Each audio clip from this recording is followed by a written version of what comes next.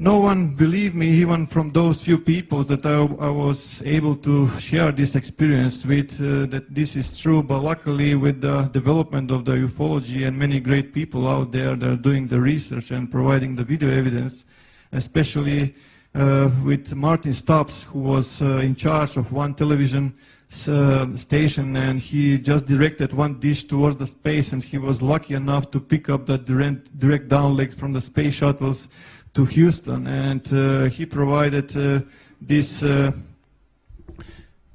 So as you can see, this is on infrared. That is why his black and white is from STS-63, and they are trying to locate the Mir space station. They cannot locate the Mir space station because more than 100 objects are appearing and disappearing from the radar. Those are the same type of craft that I observed on the asteroid belt between Mars and Jupiter. And those are those balls of light that I was observing in those times, as you can see clearly, creating intelligent formation.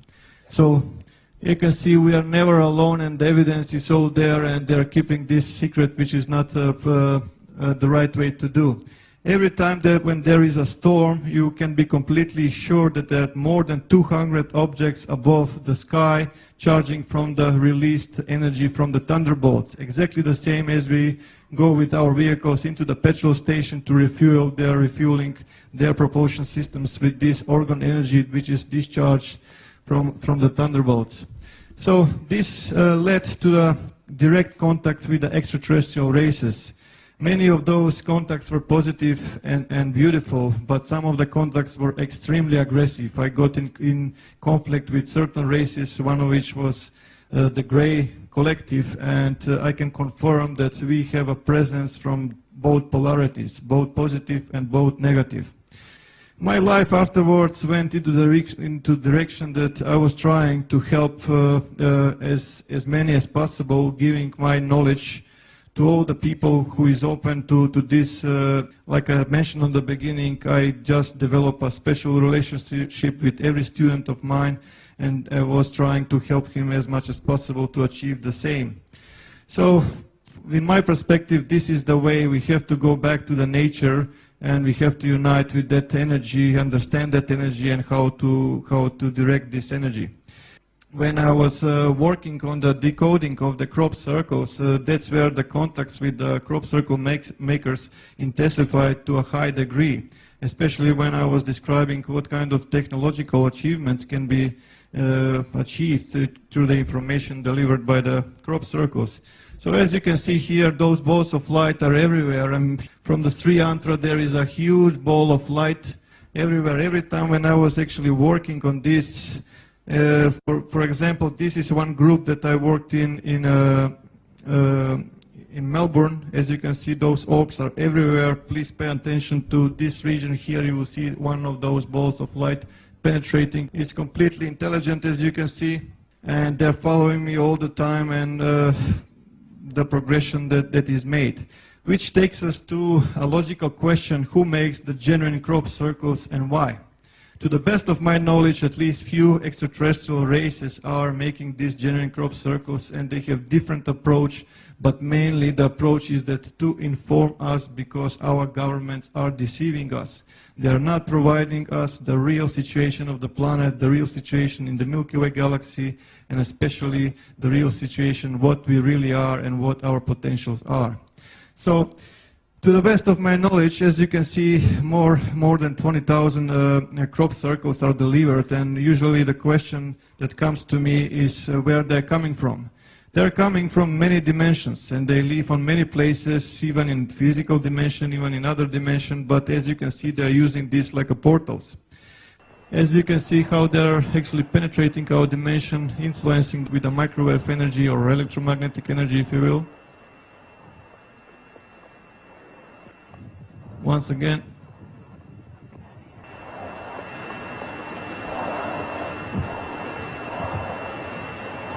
Okay. So, like I mentioned, to the best of my knowledge, more than 20,000 diagrams are delivered in the past few decades worldwide. The military is highly interested into these messages that are arriving, and every time there is a bolt of light or craft above the fields, the military is picking up on the radar. Immediately there is an order for the fighter jets or the helicopters to intercept those bolts of light and to avoid eventual delivery of information, which is very vital for humanity.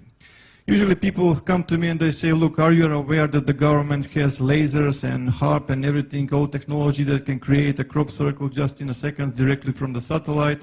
And I will just say this, if that's the case, if those bolts of light are governmental properties, then how come they are spending money for the fuel, just putting and giving order for those helicopters to chase their own property? It does not make sense.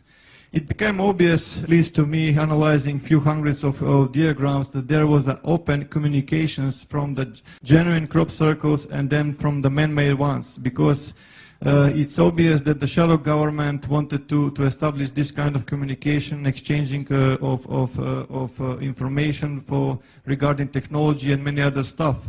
But the NTIs didn't want to play their game because they understand that they are very deceivers, how should I say, and that is why they started to put those obelisks. Those obelisks, there are receivers. As soon as certain frequency appears around the fields, which actually, as I mentioned a while ago, these objects are penetrating our dimension, this frequency appears, and that's where they actually are getting there. With the help of the Discovery Channel, National Geographic and other media, crop circle phenomena was completely buried. Just everyone is ridiculing this phenomena, everything is man-made, it's all done, there's nothing to see and so on and so forth. So how come the military is so interested into this phenomena if that's the case? So as you can see from the left, this is what the best humans can do, what complexity is concerned, and the real stuff is usually followed by those bolts of light that we are talking about. With the human ones, you can see the footsteps everywhere, the crop is completely destroyed, and they remove all the information from this. This, by the way, was achieved by the team Satan in New Zealand, just for example, that people can make these crop circles. Yes, they can make these crop circles, but you can see also the mess that they can make.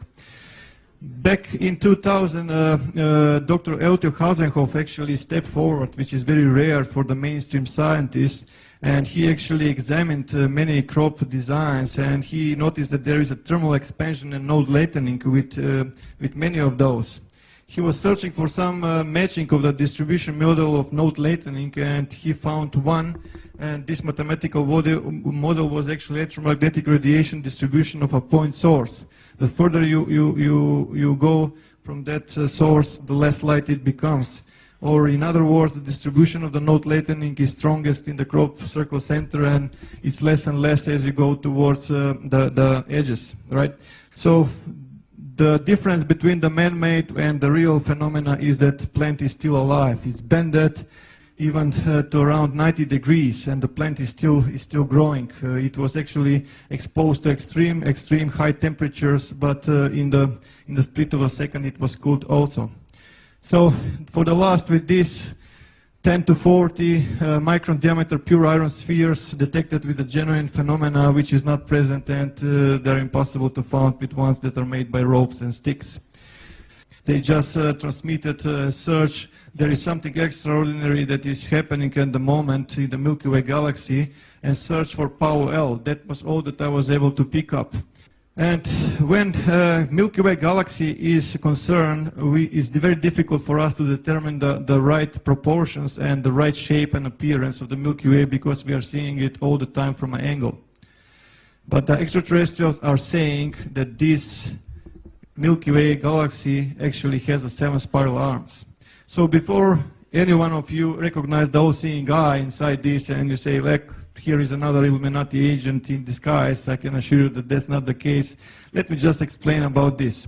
I asked the NTIs about what this thing is, and they said this is neither positive, neither negative. It's just simply energy, and the contact which is made actually is polarizing this energy. For the Illuminati, it's meaning something else, but also there is another side of the coin. So let's just analyze for a while, right? Sorry. And one of the professors in Germany, Linguistic Academy, Professor Kurt Schulman actually made a translation, and he stated that these writings is matching the time of the ancient Sanskrit, and the literal translation is "the Son of the Creator comes." So what is this eye that we are seeing everywhere in the space?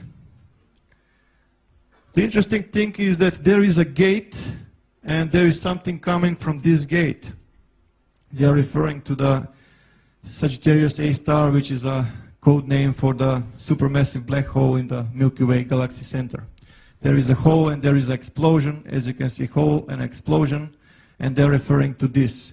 When those galactic cores explosions happen, there are two things that are appearing. First, there is a cosmic jet that goes perpendicular to the galactic plane, and there is a wave of energy that is spreading along the galactic plane towards the edges of the galaxy. When you throw a rock into the pond, right, or into lake, you will have a disturbance. You will create a concentric circles. You will create waves, right? So that's the same what they are saying. There is a wave. Watch out that there is a wave.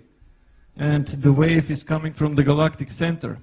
Again, you can see a plane with birds in two directions. They're actually referring to the galactic plane because they inform me what they're trying to say. And even more birds going into two directions, and they're referring to this, and I will explain this in more detail. The energy is extreme, is going towards the edges. It's massive, it's flying fast. It's going to hit the sun. When it's going to hit the sun, it's going to change how the sun is spending its fuel, is going to produce that sun moves from its so-called main sequence into what is known red giant phase. So what will happen in our solar system in the near future, right? So for this we can analyze the pictogram that arrived on July 15, 2008. It is obvious a solar system, and when you analyze, you see that it's completely matching our solar system and the planets in it. So they even left a dot for a moon, and also they left a ring for Saturn. Again, the anomaly was found, and the crop is not destroyed by the mechanical force. So another parallel. So it's not the first time that those amazing blue displays are observed from International Space Station. So someone is referring us very strongly that we pay attention to a certain time frame, to a point in time, which is 23rd of December 2012. Just 7 days after, on July 22nd, 2008, update appeared, and which in my perspective is a Rosetta Stone to everything we need to know what 2012 and 2013 event is all about. So let's just analyze this for a while. Our sun is not in the same size anymore. It became bigger. Mercury was fallen and Venus was fallen, which leaves us Earth and Mars dangerously close. There is some kind of object appearing very close to our solar system, which exactly, if you apply astrophysics and you find astronomical charts, you will find that it is coming from the Virgo constellation. And when I checked the astronomical charts for a new moon in 2012, December, I found that actually it's appearing on December 13, 2012, which is when we will start to observe from the sky something that is approaching from the Milky Way galaxy. And down further, we can see different symbology here, a Milky Way galaxy with the depicted galactic plane, cosmic snake, cosmic kundalini or nexus or whatever suits your terminology, snail, spiral, again a new moon, and two stars in the Ficus star constellation, which is very close to a sun in that particular time. But sun changing size, is that possible? Definitely it is. This is just a small example of the life of a star. From the stellar nebula, from the gravity, we get two types of stars, average star and a massive star. Average stars is the type of star that our sun is at the moment, which is a yellow dwarf type of star. Yellow because of the color of the surface, and dwarf because it's a small for a star. When the fuel is exhausted, it moves into the next stage of its life. How should I put it? It becomes a red giant, where the outer layer gets more cooler, it loses brightness, it gets more reddish, but the core of the star collapses. And eventually the outer layer is released and becomes a planetary nebula, and the only thing that is left from the star is the so-called white dwarf, or the core of the star. And the other ones, which are massive stars, they go into the red supergiants, but they go into supernova, and from supernova they can end up like a neutron stars, or mini black holes.